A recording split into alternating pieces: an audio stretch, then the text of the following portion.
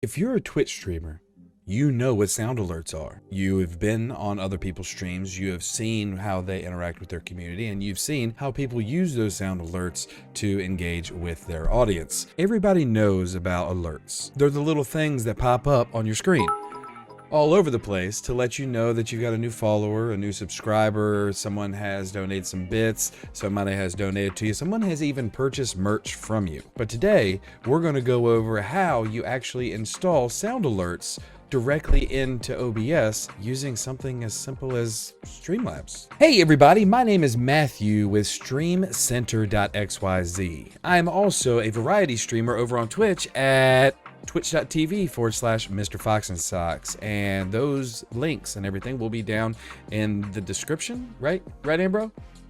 Cool, buddy, thank you. If you're here just for the upload process, editor Ambro over there will actually put timestamps down in the description, so it makes it easy for you to jump directly to it or any other specific part of the video. Otherwise, let's get started. In today's video, I'm going to go over and walk through exactly how you can choose your alerts, record your own, export them, and upload them into Streamlabs OBS. And this includes if you want multiple different sound alerts for different notifications. Now, me personally, if I go to somebody's stream and while I'm watching, they have really loud and obnoxious and just in my personal opinion, very annoying sound alerts and everything else, I'm going to find myself another stream that I would enjoy a little bit more. So the first thing that you really need to do is start thinking about exactly how you want to engage with your audience. Do you want to be that streamer with those loud and obnoxious and annoying, in my opinion, type of notifications, or do you want to be someone a little bit more relaxed, a little bit more chill,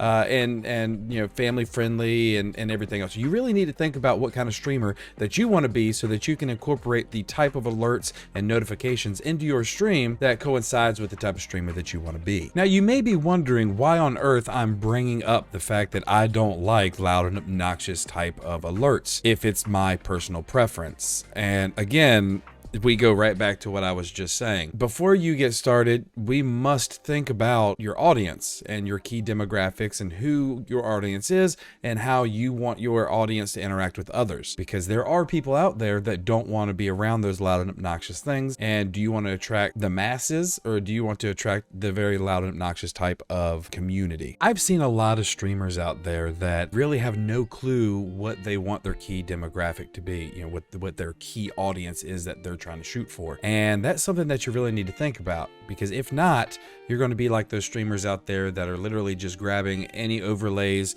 you know, any notifications, any alerts, and anything that you necessarily want or that you see and like, oh, well, that's neat, and you just throw it in there. It is your stream, and it is, you know, your community, your URL that you are streaming for, but you're doing it so that you can get the views and that you can become successful, right? Then you need to stop thinking about just yourself and look at the community that you want to build. That way you can incorporate all those things together. So as an example, take me. I am a family-friendly variety streamer over on Twitch. On my streams, you aren't going to see somebody doing, you know what I mean? Because that's probably not going to keep your community happy. If I can give you one of the best tips on this, it would be to check with your community. Most of the best alerts and everything else literally come from your community. Like when we go to raid someone after one of our streams, a lot of our community and everything else just start typing in Fox Fade. Instead of raid, they type in Fox Fade, and that's just what they do. So it would make sense for me to put something like Fox Fade. Or when we're playing Bed Wars, we will actually do something where when people come onto our base, we do the SpongeBob. So what did I do? I made that a sound alert, and now people love going on there, and when we start fighting at our base and everything else, people start redeeming the wee woo. Now, one caveat of that is to make sure any sound alerts that you use, you have the rights to use them. You don't want to get copyright infringement or anything else on something that you guys are using if it's illegal. Make sure you got the rights to it. If you're not sure how to do that, why don't you leave a message in the comments, and I'll do my best to try to answer all of them in the best way that I can. Just because you have the ability to record something doesn't mean that you won't get a DCMA and have strikes against your channel. You want to make sure that you keep those permissions, and some of the best ways to do that is just make sure you use all of your own recordings and your own things. All right, with all that said, let's get into Streamlabs. All right, so now that we are actually here and inside of Streamlabs, the first thing you're gonna wanna do is pull up the specific scenes and everything that you're gonna use, and you're gonna come over to your alert box. When you double click on your alert box, we're gonna come up with our big area over here, and that's gonna have everything broken up into your bits, your donations, and everything else. Now, these are your standard and default alerts that you have brought in here. Now, these specific alerts are the ones that I use for mine. So if we come over here and we click to replay it, you can see that my alerts on stream look like this here. So that's how those things pop up, and all of the other ones with donations and everything else. Now you can upload specific and customized video and everything else that pops up instead of just having, you know, the style and everything that we have here, but we're not going to go over that today. What we're going to go over today is actually using the audio, and we're going to take it from our own stream. So what I'm going to do is come over here to my stream, and I'm going to pull up one of the clips that seems to be extremely popular. So a little context into this. One of the redemptions that people can do is to not get me started, and people are able to pick a subject matter, and this is what we ended up doing on stream. Because I have him muted. I would have to assume so because I didn't hear You server muted. I muted him, so... Thunder, don't even get me started. When we invite people in here to our Discord channel and they do nothing but just jump in and start screaming and yelling like a bunch of idiots, I'm telling you, it absolutely drives me crazy. It drives me nuts. I absolutely freaking hate it. I would love to just go and grab them by the neck and strangle the hell out of them and put their heads in the water. But you don't want to get me started. You don't want to get me started. So that's how we do a little bit of engaging and interacting with our community. So what we're going to do is we're going to take just that little part of the stream where I start going through it, and we're going to record it. And if you guys don't know how to record within your Streamlabs OBS, basically you just come down here, you make sure that your audio is being picked up by your computer, and then you just click record. When you are done, you click record again, and that is actually saved. Before you do that though, make sure you go into your output preferences under your settings, click on record, and come down into your audio tracks. This particular recording that I'm using, I have everything brought into one, but if you want to make sure that you collect everything and all the audio that you're recording, make sure that all 6 are collected. Okay, now that you actually have the audio clip and everything recorded using Streamlabs, you're gonna have to jump over into, me personally, I use Adobe Premiere Pro, but you can use really any kind of video editing software, be it Camtasia or you know, anything, and basically go in there, cut out everything else except for just the audio that you want to use, and then export it as an MP3 file. And what I've done here is actually bring my video that I recorded over into my Adobe Premiere Pro, and I have clipped out exactly the segment that I want to use. All right, so once you have the clip and everything removed from the larger clip, you want to go and bring it to the very front of your project. You want to press I for input, and you can see that it puts the blue and everything up on the top, and then play through the segment that you want.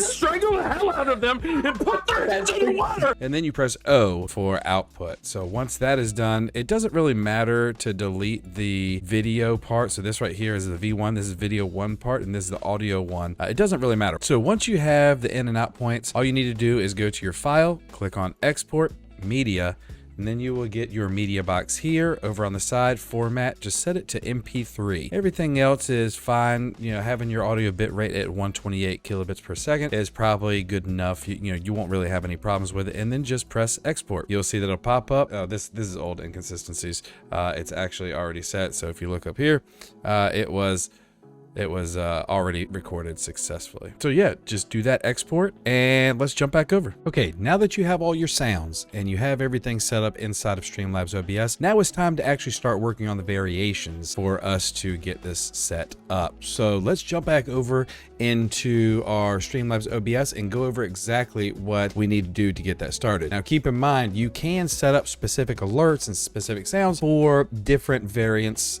basically meaning like, so somebody that donates 50 bits, you can have an alert for it. Somebody that does 100 bits, that can be a totally separate alert. So that might be a little bit confusing to you. So let's go over it inside of Streamlabs. It might make it a little bit easier if you can see it. All right, guys. So as before, we are here and we are able to see, all of our overlays and everything else and our sources and our scenes right in this. So you want to find the exact section that you're using. You want to double click on your alert box, and that's going to pull up your settings for your specific alert box that you're using. Now, again, today we're going to be going over the bits. So the first thing we need to do is click on bits, and it'll open up. This currently is what I'm using for bits. And if I can scroll down here you go. Here's a bit that somebody had done. You can see right there the Banana Buddy had donated 10 bits. So what if we wanted to update a new media to that? Well, what you do is make sure you have everything set up. Come up to the plus alert box, and we're going to click on bits. So once that's there, let's go ahead and change the name of that so we can keep everything organized. And this is going to be hold head underwater. And on this side over here, that's any title message that gets pulled up. Media, you can see here we have the zombie. That's kind of like the standard that they have. As far as the sound audio, we want to change that media. And I'm going to grab the media from my folder. Once we have our file, all we want to do is drag that in. It will show that it is uploading. All right, so now that we have selected the specific sound alert that we want and we clicked OK, you can see that when we come back over and we do the 10 bits, there we go. Now we have the brand new alert. All right, so now that we have the media and everything else set up over here with the sounds that we're looking for, we want to go down into alert settings, and we want to set specifically the minimum amount to trigger. Let's just say that that's going to be 0, and we want it to be set to exactly. So let's say this is for, we have it set for the minimum amount is 10 bits, and the variation frequency, we want that to be very frequently. So that's how that is set up. So then we would just click done. Now, when that happens, you will automatically have everything set up for that. If you need more for 100 bits, 200 bits, 500 bits, you would basically just repeat it, but update your specific area. And you can see, like, when we click different settings here, it will actually update it specifically. So since it's set to 10 there, we can go to a different one and set that to 100, 500. Right now, I'm not going to do that because mine are already set up, but that is exactly how it needs to be done for you for the future. That's exactly how it needs to be set up for yours if you want to set up those specific variants. All right, guys, so just to go back over it right here, you can see in our bit section and our new variant, we have all of our settings already set up. We have it set bits to be used. The exact amount is 10. When we save that, if we pop over into Streamlabs, because we actually can't test this here, we actually have to pull up streamlabs.com. And once we're over here, if you go to your alert box page, because we only did bits, you have to click on your bits page, and we'll come down to the bottom. You can see down at the bottom, the open alert variants. When you click on that and open it up, you'll see that it has our new variant right there when bits are used to exactly be 10 bits. And when we pull this back over, we can actually trigger an alert right here. All right, so now that we have it pulled up over on the side, you will actually be able to see, click test. There we go, exactly what we were looking to do. All right, guys, congratulations. You now officially have your alert set up. Make sure, though, you let your community know exactly what bits and everything else do what. That way they can, work with it and play with it and engage with your stream whenever you go live. Now, if this video has helped you out, please do me a favor, hit that like button. If there's anything that I didn't cover here, but you'd like a little bit more information on, make sure that you leave a comment down in, well, I guess down there. Yeah, underneath the video.